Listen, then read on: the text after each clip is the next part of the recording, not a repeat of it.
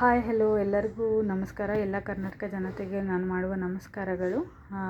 ನಾನು ಈಗ ಮಾತನಾಡ್ತಿರೋ ಕಂಟೆಸ್ಟೆಂಟ್ ಬಂದು ಚಂದ್ರಪ್ರಭಾ ಅವರು ಮತ್ತು ಸತೀಶ್ ಅವರು.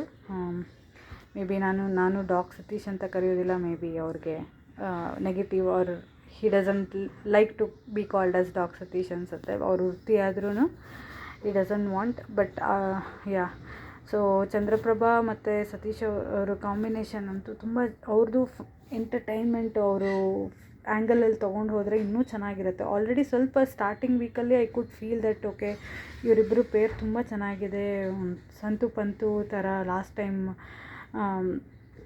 ಥರ ಆ ಥರ ಒಪಿನಿಯನ್ ಕ್ರಿಯೇಟ್ ಆಗಿ ಕ್ಯಾರಿ ಫಾರ್ವರ್ಡ್ ಆಗುತ್ತೆ ಅಂದ್ಕೊಂಡೆ. ಬಟ್ ಎಲ್ಲೋ ಸತೀಶ್ ಅವರು ತುಂಬ focused on his hair care and body care. ಅದೆಲ್ಲೋ ಚಂದ್ರಪ್ರಭಾ ಅವ್ರಿಗೆ ಇಂಪ್ಯಾಕ್ಟ್ ಆಗ್ತಿದೆ ಅನಿಸ್ತದೆ, ಎಲ್ಲೋ ಮೂಲೆ ಗುಂಪಾಗ್ತಿದೆ.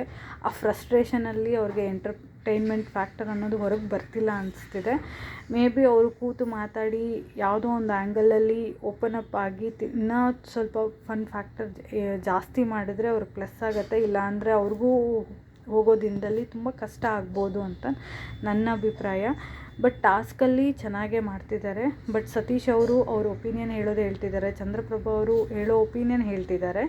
ಬಟ್ ಏನಂತಂದರೆ ನಾವು ಚಂದ್ರಪ್ರಭಾವ್ರನ್ನ ಹೊರಗಡೆ ನೋಡಿರೋದ್ರಲ್ಲಿ we have some expectation from him. And ಅದು ಸತೀಶ್ ಅವರು ಆ ಎಂಟರ್ಟೈನ್ಮೆಂಟಲ್ಲಿ ಓಪನ್ ಮಾಡಿದ್ರೆ ಕೋಆರ್ಡಿನೇಟ್ ಮಾಡ್ತಾರೆ ಅನ್ನೋದು ನಮ್ಗನಿಸಿಕೆ. ಸೊ ಅವ್ರದ್ದು ಬಾತ್ರೂಮ್ ಟೈಮ್ ಬಿಟ್ಟು ಅದೊಂದು ನೆಗೆಟಿವ್ ಸತೀಶ್ ಅವರಲ್ಲಿ. Because he is taking lot of time in his hair care ಆಗ್ಬೋದು, body care, which is impacting or reducing the time for Chandraprabha ಅವ್ರಿಗೆ. ಬಟ್ ಅದೇ ಚಂದ್ರಪ್ರಭಾ ಅವರು ಅಲ್ಲೇ ಸ್ವಲ್ಪ ವಾಶ್ರೂಮಲ್ಲೇ ಆ ಏರಿಯಾಲೇ ಎಲ್ಲನೂ ಕರ್ತು ಫನ್ ಫ್ಯಾಕ್ಟರ್ ಮಾಡಿದರೆ ಅವ್ರಿಗೆ ಪ್ಲಸ್ ಆಗ್ಬೋದೇನೋ.